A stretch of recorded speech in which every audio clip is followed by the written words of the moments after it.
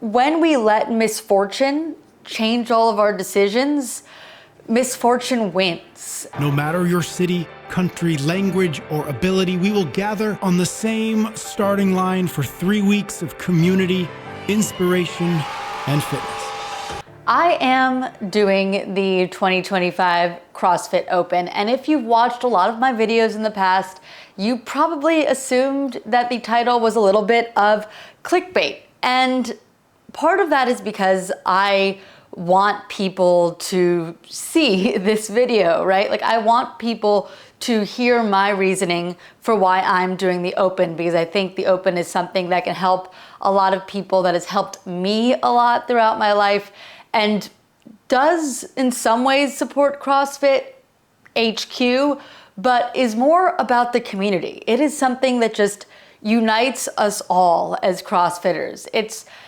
a very unique experience. It's sort of what separates CrossFit from some other fitness methodologies. And I know there's more details to that than just this, but from a community aspect, the fact that we have this worldwide Open, this thing that people all over are doing, people that I will never meet in person, and people that I don't even speak the same language as, will be going through the same suffering that I will in these Open workouts. And I could say to someone who speaks a totally different language than me, 25.1 after it happens, and although they might not know all of what I'm talking about, hearing that, if they're a CrossFitter, they will know that we shared that experience.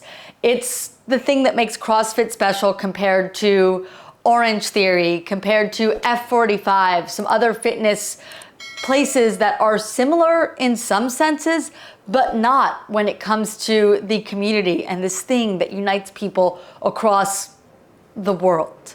And I still want to be a part of that. What happened at the CrossFit Games this past year was, it was tragic. There are very few words to describe it. But when we let misfortune change all of our decisions, misfortune wins. And I don't want to let misfortune win. While people can argue that there was some mismanagement that may have led to Lazar's tragic death, it's very different than some other things in the fact that it may just be an accident. In fact, I would say it was an accident. There's arguments that can be made that maybe having some other things in place could have prevented this accident, but ultimately it was an accident. There was no intention in creating this event to hurt someone.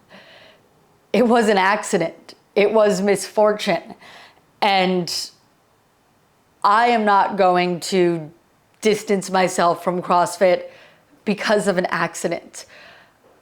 While these things should never happen, they do. Tragedies happen. Tragedies happen in sport more often than they should. It's not just CrossFit. We've talked about how in triathlons, every year, people die completing Ironmans. It's just the reality, and it does usually happen in the swim.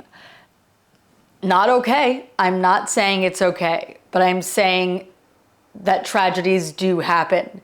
And there's a big difference between an organization setting something up with the goals of a tragedy or knowing that this may hurt someone versus an accident. So for me, CrossFit has changed my life. CrossFit has made my life better in every single way. It hasn't just made me fitter, it has done that, but it's changed my mentality, especially towards my body. I have so much love for what my body can do. And growing up, being, a teenage girl, I didn't feel that.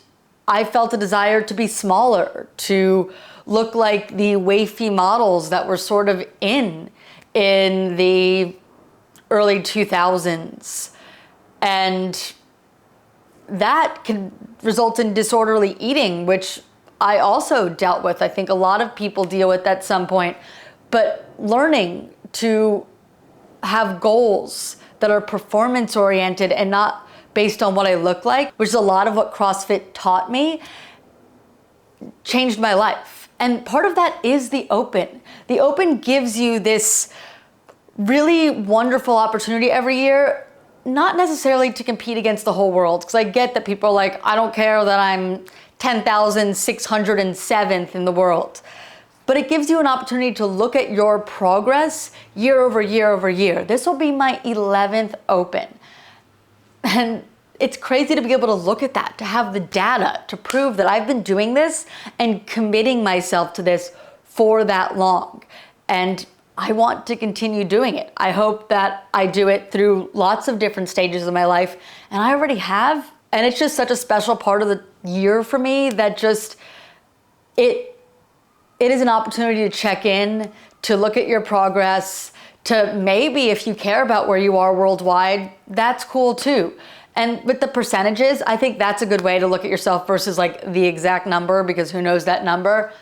I definitely don't. But the percentages are pretty cool to see if your percentages do tend to increase. And maybe they decrease one year. And that's something that you can look at as feedback to know what you need to do over the next year to keep your fitness up, to keep improving. And when we have repeat workouts, which we will have this year, it's another opportunity to see like, hey, X number of years ago I was that fit, and this year I'm this fit. And it's just such a unique and cool experience that I want to have for myself, that I want to share with all of you as members of the community, and I'm gonna continue doing it. I completely understand some people choosing not to do the Open as a protest regarding Lazar's death, and I respect that. And I am just sharing where I am and how I feel and why I am choosing to do it. And I hope that maybe some people who are on the fence, maybe that'll help them make a decision. But if you're deciding not to do it because of Lazar's death, I respect that decision. Now, there are some other people that are not doing the Open for other reasons. Like some people are protesting the season structure, which honestly, most of the people who are protesting the season structure, who complain that it's hard to follow or complain that they can't do quarterfinals this year, arguably those people are people who really aren't that impacted by the season. I've got to be honest, right? Like this is not your profession.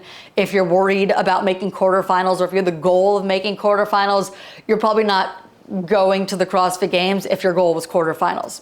So I get that having these things change is upsetting, because maybe you had a goal.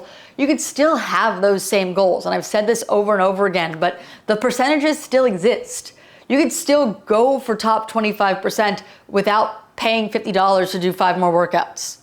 You could still do that. You could still meet that goal that maybe you've been practicing for the last year. It's still there. It just doesn't have those 5 additional workouts. But there is the Community Cup, so if you do want to do additional workouts, you can. It's just not quarterfinals anymore. And I don't think that is that big of a deal. There are some athletes that have come out and said they're not doing the Open. And all of those athletes that I've seen have been coming out saying they're not doing it because of Lazar's death and the way HQ has chosen to handle it since then. And I do want to highlight one of those announcements that I just saw prior to recording this video, and that is from Chandler Smith, who will be sitting out the 2025 CrossFit Open with his wife, Jessie Smith.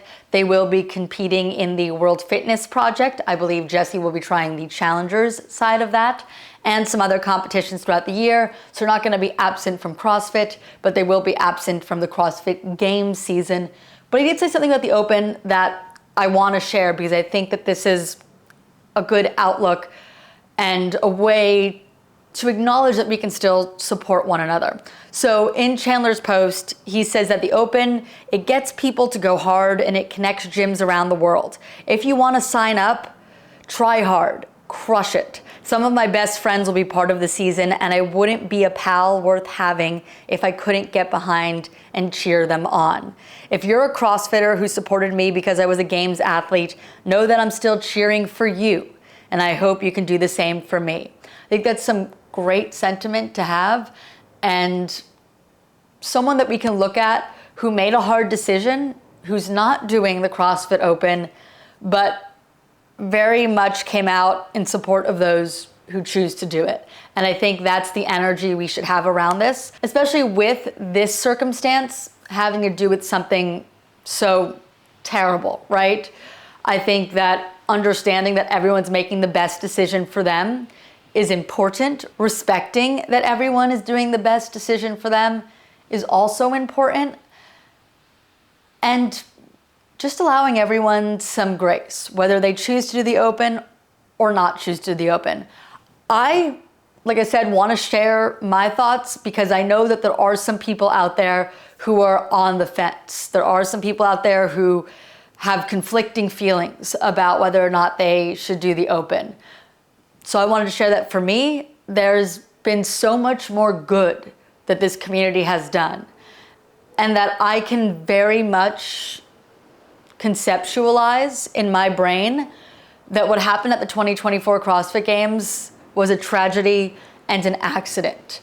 And having experienced a lot of tragedies in my own personal life, whether that be friends, coworkers who have passed, losing a parent, like I have experienced a range of loss when it comes to losing people that you cared about, people that you cared about that died in a variety of ways, right? Like I've lost people to cancer and disease, and I've lost friends to gun violence.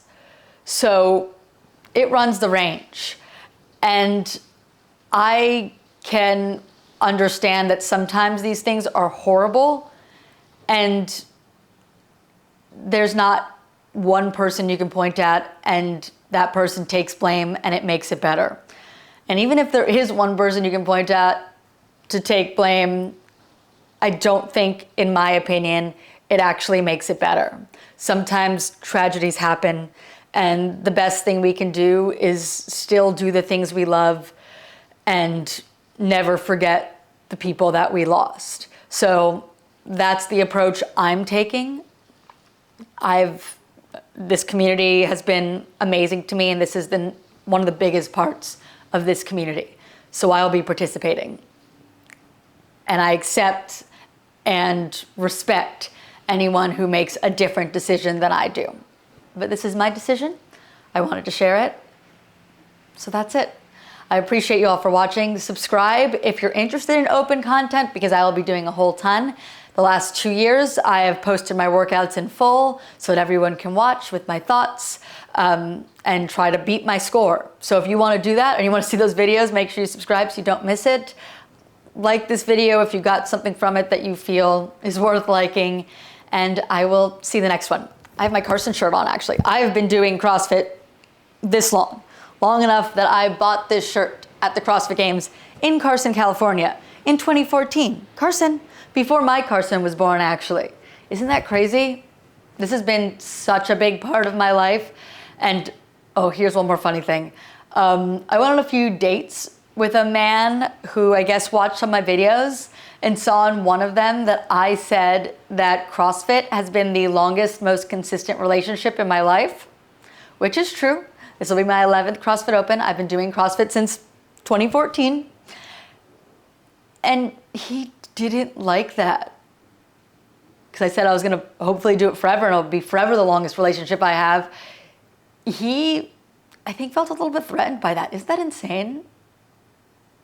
Anyway, Carson, here's another one of the longest relationships in my life.